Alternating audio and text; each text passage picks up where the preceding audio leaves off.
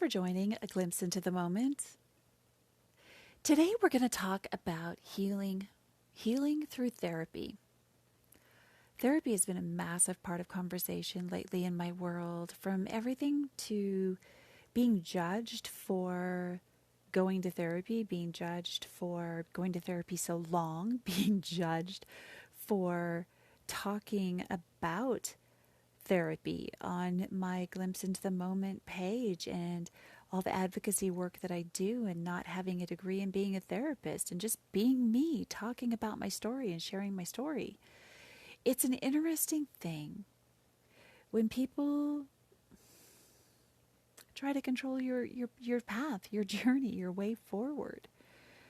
It's a disgusting thing. And therapy is giving me freedom. Therapy is giving me me.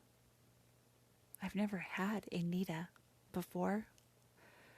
I've had a woman who was called Nita, who lived to serve others, lived to please others. So having a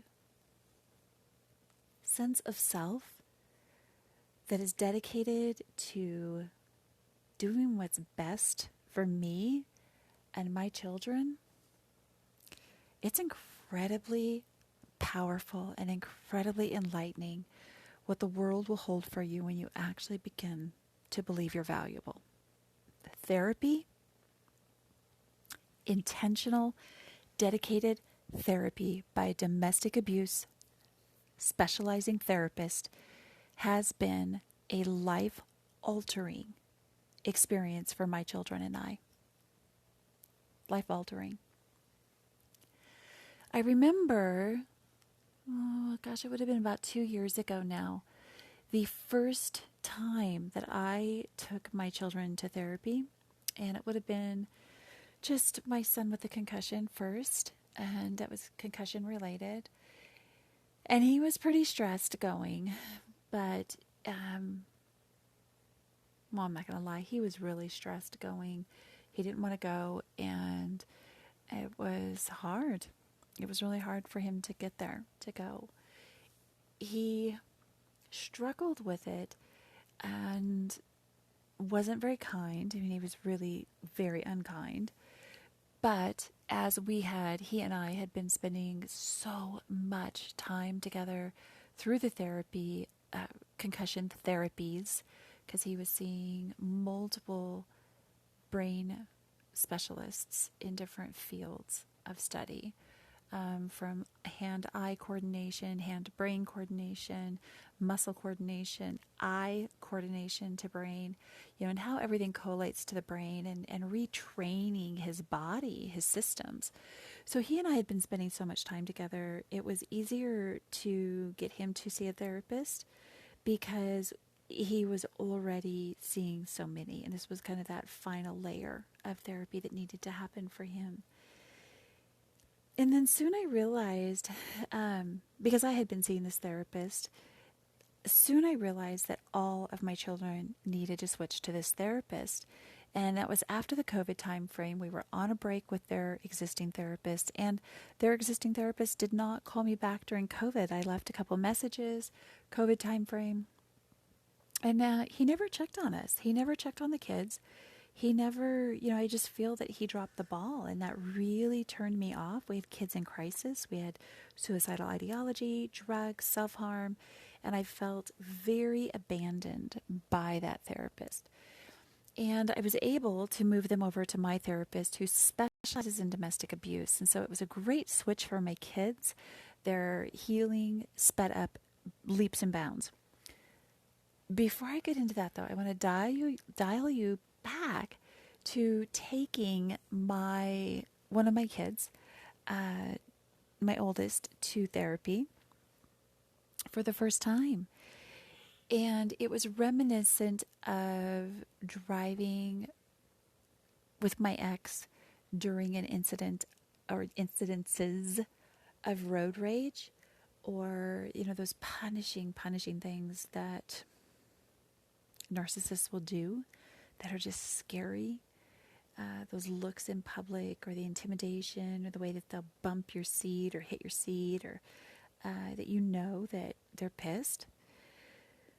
So I'm driving this kiddo to therapy, and he just does not want to go, and it's non-negotiable because these kids are abusive. They have learned abusive behaviors that I'm done. I am absolutely done having these learned abuse behaviors directed at me, because of course they abused me just like they saw, well, that was the normal in this house. So they were following the pattern that was set by the abuser. And they were driving, and all of a sudden my seat is getting hit. He's behind me. My seat is getting hit. And so I'm driving down the highway at 55, 60 miles an hour, and my seat is just getting bam, bam, just beat up. And I am steeled. I am just steeled myself to get him there. There's hitting my hair. Water bottle comes flying from the back of the car. Full water bottle hits the windshield. And I mean, it's just, it's such a blessing that I am a very steady driver, because none of that made me flinch in driving, because I could have caused a wreck. It was dangerous stuff. Screaming at me. And we finally get there, and he goes in and, has a session, and it's okay. But honestly, I mean, if I'm really honest, with the boys, it was, for each of them, it was a good month and a half of driving to weekly sessions with them acting like that. There was so much shame and fear locked inside of those kids about talking to a therapist. And pushing through that, as mom, pushing through that took so much strength and resolve in me to get there, because it was terrifying to get there. It was absolutely, I had to be the strongest that I had ever been, because it was non-negotiable. You have, I won't go into the details, but just these abusive things that you've done to me personally, this is unacceptable. I will not unleash you onto the world. This, you do not want to do this to a spouse someday. We have to get help. And get help we did. So they got as far as they could get with Jack, the first therapist, and he readily admitted that he did not know anything about domestic abuse. And he referred me off to different people, because he wasn't my therapist, but we would do family therapy. And in talking to him, and him knowing that I was looking for a therapist, he gave me some ideas of places to go. And I didn't have any luck finding anybody, because they weren't very kind. Yikes. It's one thing being an abuse victim, that you do not need a harsh therapist at all. You need somebody who is going to be compassionate and kind and patient and gracious and work with you, especially if you are, like I was terrified about spending the money on it. I was terrified just across the board. Everything about it was terrifying to me. And it's hard. It's incredibly hard when you are getting abused by an adult that won't move out, even though you're separated and you've served him with divorce papers. He won't move out because the court hasn't made him move out. Now you're dragging kids to therapy, all the while they're not being told not to abuse their mom by their dad living in the house. And he's even justifying it. Well, they're just kids. Oh, well, they're just this. No, they're abusive. And it's happening to me. So, of course, you don't care. But it's going to stop.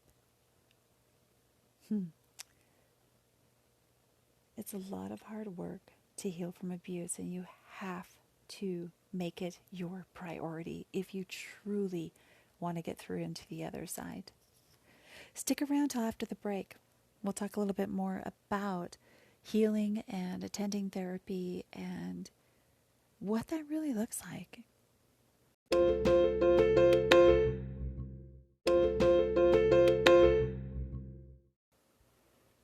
Hey, welcome back. Where to start? One of the worst things that happened to me was by my children. And I don't say this to shame the child. I say this to make everybody know how bad it can get and the things that we normalize. And one day we were wrestling, just right at the door, like who's going to get through the door first. And one of my children took the joke a little too far, took the wrestling a little too far, and spit in my face. And I was stunned. He knew immediately that he had gone too far. But he didn't know what to do about it. He did not have the skill set. He had never been taught the skill set by his dad on how to apologize, how to sincerely apologize. And so immediately I'm in tears, and he tries to grab me to say he's sorry, and I just push him off of me, push him away from me, and I get to the middle room. There's nowhere to go. There's people everywhere. There's just nowhere to go. There's no safety. And I'm just shaking. Just so much disbelief. And he comes at me, to me, and I'm scared. If I'm honest, I'm scared. And he's trying to apologize, but he doesn't know how to, and so it's coming out more in this aggressive, shameful intimidation, like I had done something to warrant this. And it probably was one of the earliest boundaries that I had ever set with my children, and I said that what you just did was not okay, and I'm crying, and this is not funny. You don't get to laugh about this. This is bad. This is terrible. I don't even understand why you're laughing. And he tries to, I think, grab my hand or something, or my wrist, and I just basically got away from him, and I put my hands up in front of him, and I said, "Stop! You will not. You have no rights to be around me right now. You need to go away from me. You think this is funny. You are making a joke of this, and this is not okay."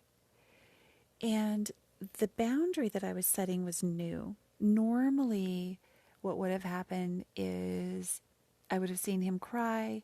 I would have seen him struggling to find a way to apologize. And I would have just offered up an apology, offered up an out for him. And this time, I was so devastated.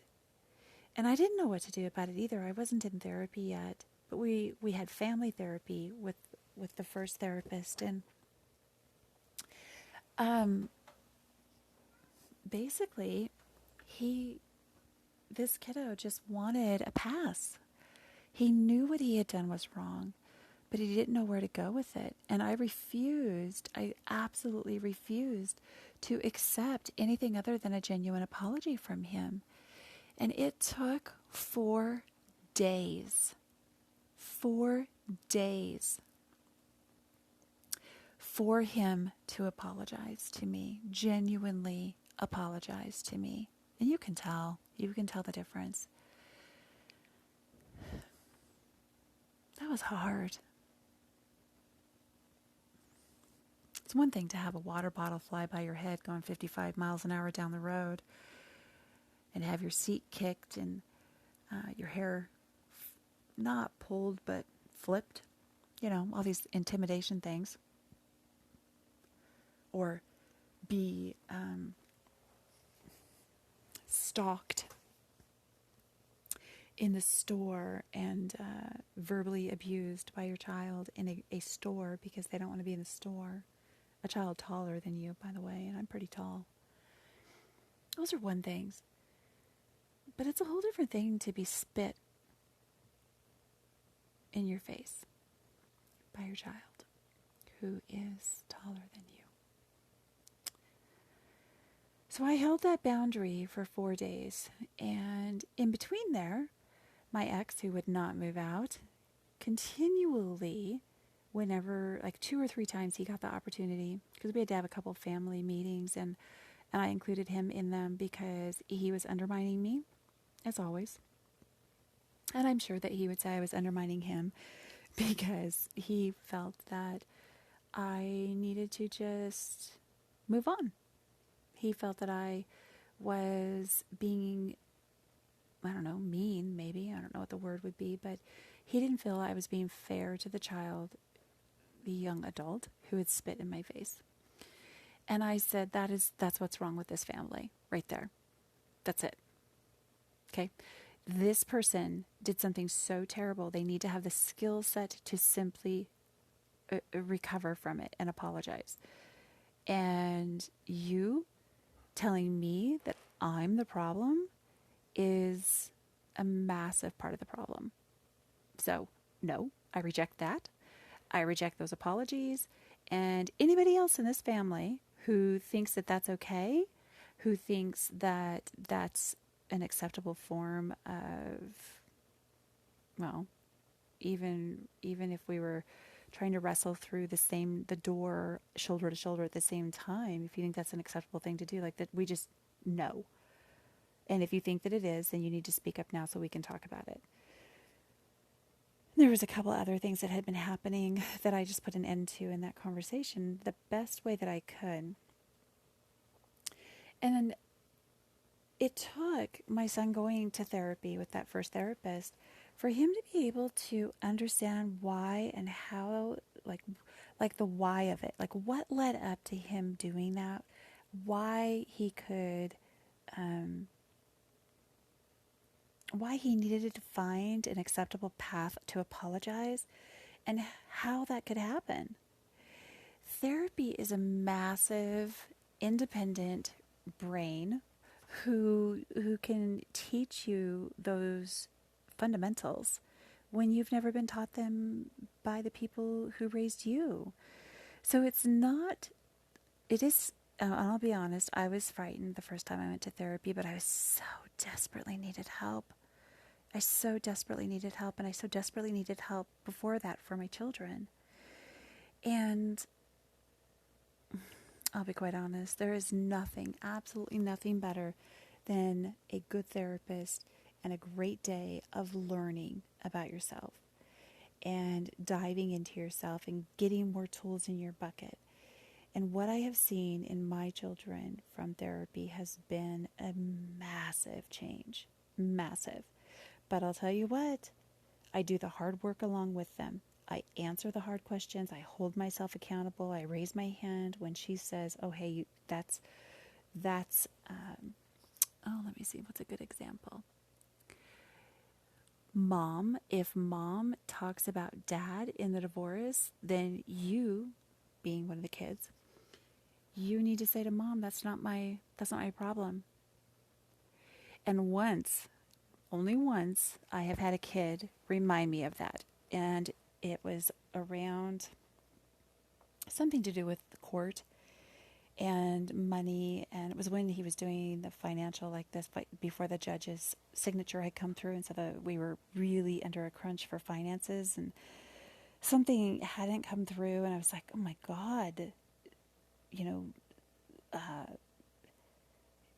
if your dad would just like do what he's supposed to do. And I was really amazed how quickly my son held me accountable to what I had said. And because we had been in therapy and in family therapy at that, learning this stuff with the therapist who had domestic abuse domestic violence, narcissistic abuse, sociopathic abuse, all of those kind of specialties. She knows a lot about that, and she's good at that. Because we had learned so much from her, I was able to take that and not be offended. I was embarrassed that I had done it, but just a quick slip of the tongue. It wasn't as intentional as what they get from the abuser. And what they get from the abuser looks more like just structured, continual attacks about their mother, about telling them about things at court, bringing out court documents, just massive infiltration of information to garner the child's attention to that person. And it's not unbiased information, so it's difficult. And the tools and techniques that my kids have learned in therapy have allowed them and are empowering them to remove themselves from those circumstances. It doesn't, I believe it does not work as well in the youngers yet as it does the olders, but it does help. It truly does help.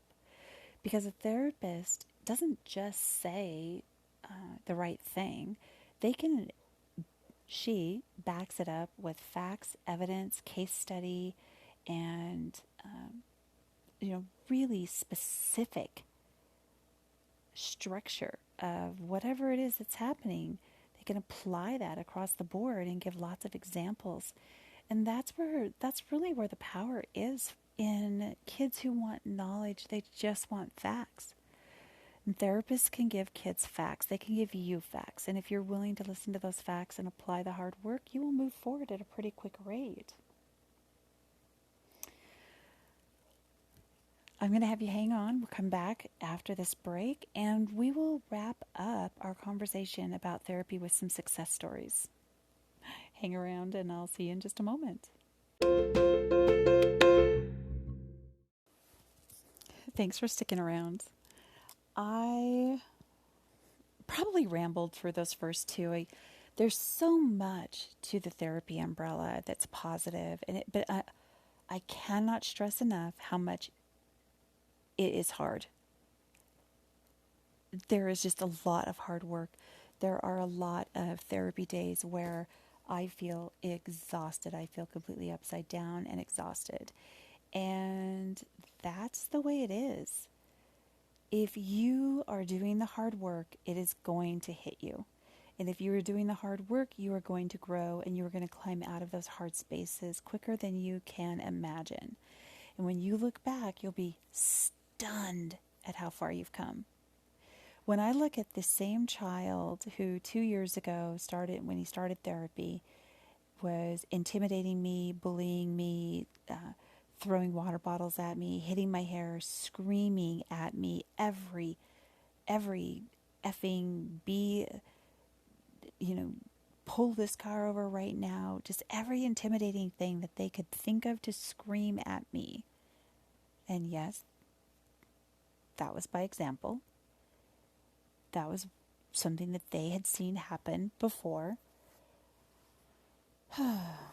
Abuse is disgusting. Anyway,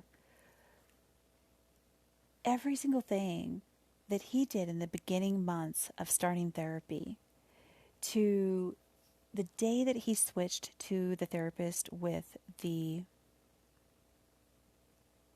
who specializes in domestic abuse.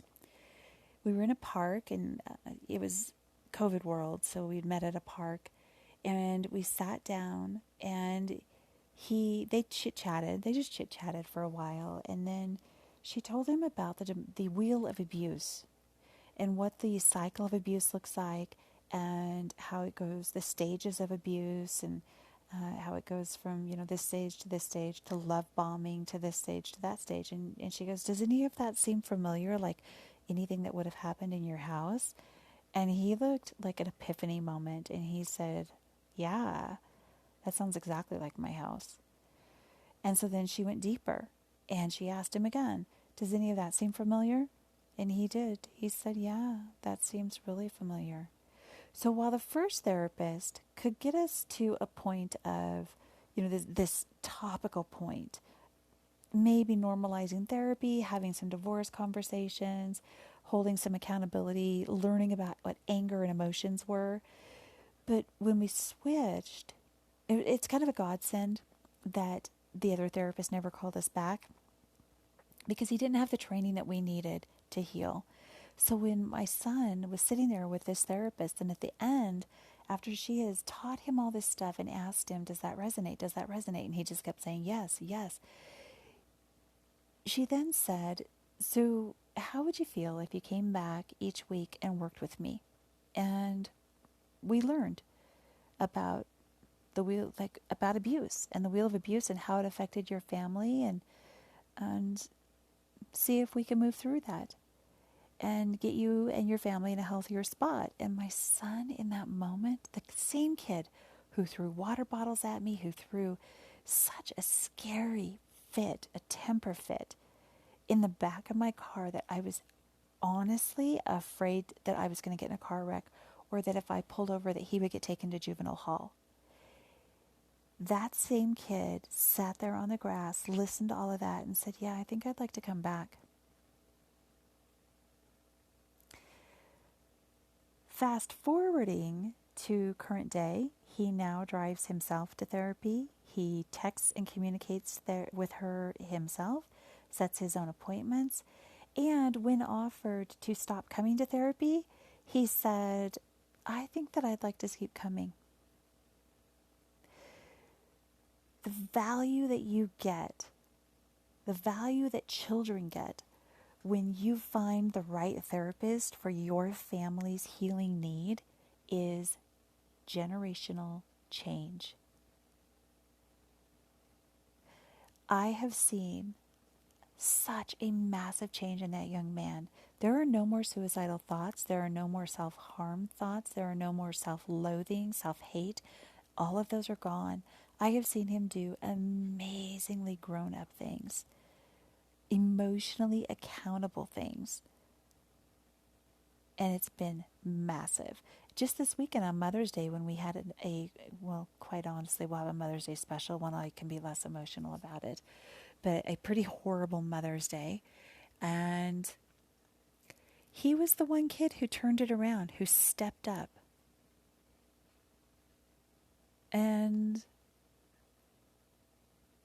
that's because he's worked so hard. He is the oldest, so things are a little bit, there's a lot to be said for where you are in your life and how you're able to apply and do all this stuff. So once it clicked for him, and that's kind of the I guess, like, if I'm going to make a therapy promise to you, if you can stick with it to the point where it clicks and you're like, oh my God, I'm all in. I want this. I want to heal. I want to get on the other side of this. I do not want to be that person who's broken.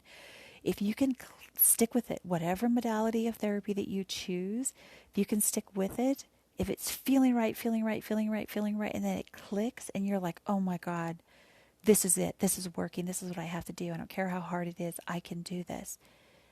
That's a beautiful, beautiful evidence to get to.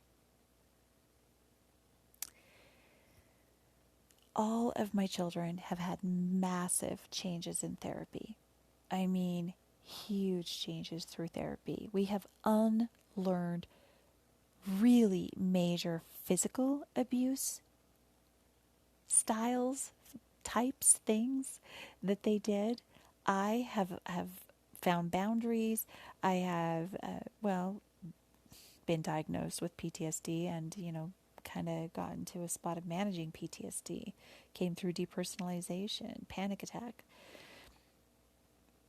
My point with this is that you can truly get yourself to a healthier spot in therapy once you are dedicated and highly motivated to do the work. And the highly motivation little side of it comes when you see those first glimmers of success. If you're doing therapy only for yourself, when you feel those first glimmers of success. If you're doing it for a family, you will start to see change in the people in the room. It's important. It's really, really important that you heal. And healing has no time limit. It has no boundaries around it.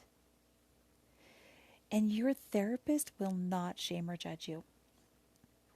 No matter what you bring to the table, you will not be shamed or judged. That was new for me. That was really, really new. I fully expected some of our conversations to be, I thought that she would shame me. And she didn't. That was new.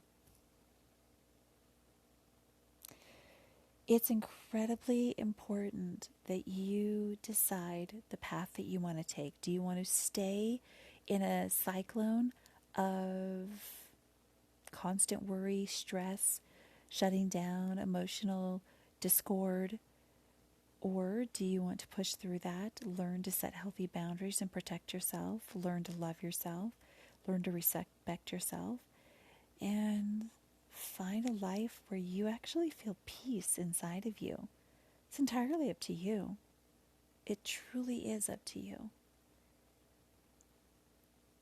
I have learned so many of my quote-unquote, I'm quote-unquoting and labeling them negative habits.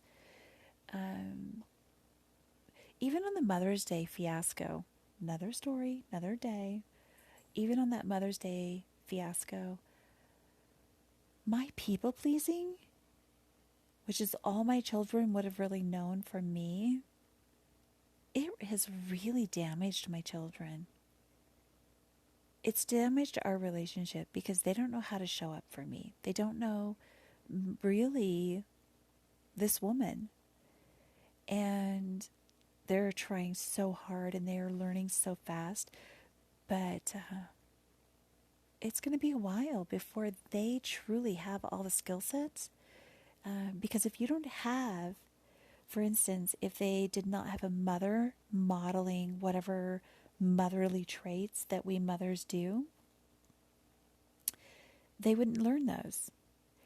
On the flip side, if they don't have a dad who is modeling those behaviors that dads do, and in this case, how to apologize, how to sincerely apologize when you forget your mom's, like on Mother's Day, or you forget your plans, you don't text her, you don't say Happy Mother's Day.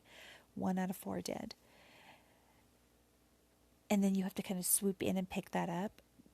If you've never been modeled how to apologize, how to hold space in difficult conversations, difficult hurt feelings, and when the fuck you should buy flowers, then you're clueless, right? You're just clueless.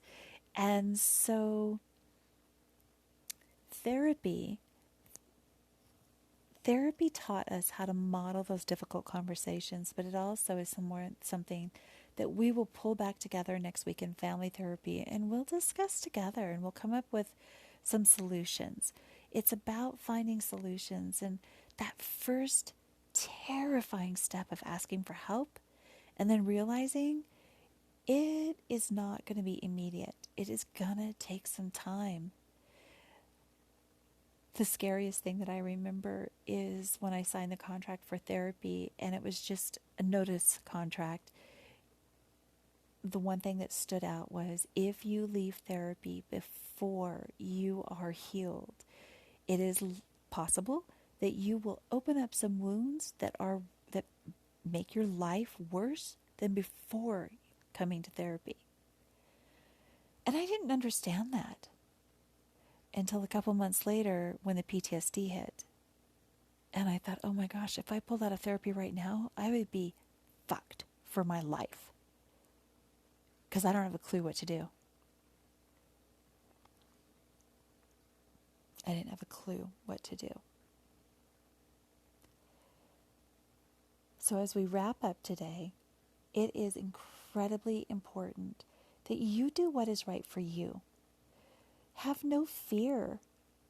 Have no shame. Pay no mind to the stigmas or voices that are saying that therapy isn't good, therapy isn't for you. And then truly listen to your gut. When you do get in front of a therapist, listen to your gut that if this is right or this is not right for you. And be prepared to pay for therapy. If your insurance isn't going to pay for it, be prepared to pay for it. The first time I wrote a check for $120, he had literally removed me from one of the accounts. I was now spending the grocery money that I had on therapy. We had plenty of groceries, so it wasn't the point. My kids never went hungry. But it was the most terrifying thing to write that check. And he tried to use it against me in court. But nobody gets to tell you that you don't get the right to heal. And just as if you had a broken wrist and you went to the doctor to get it set, if you have a abused brain, a victim mindset, if you have become a victim of something, you need help getting out of those holes. And there could be so many more reasons than that, right? If you had any kind of massive trauma, if you were alcoholic, drug addict, any trauma to your life, big or small, it's your trauma. You are the one who decides what help you need to climb out of it and to heal and become whole. Nobody else gets to set that for you. But once you decide that, go all the way. Go until you know you have a whole sense of self and that you and your therapist agree this is the right time to exit. I'm not there. I'm not there yet. I thought I would be there. I thought I didn't think I would be there. She thought I might have already been there. But then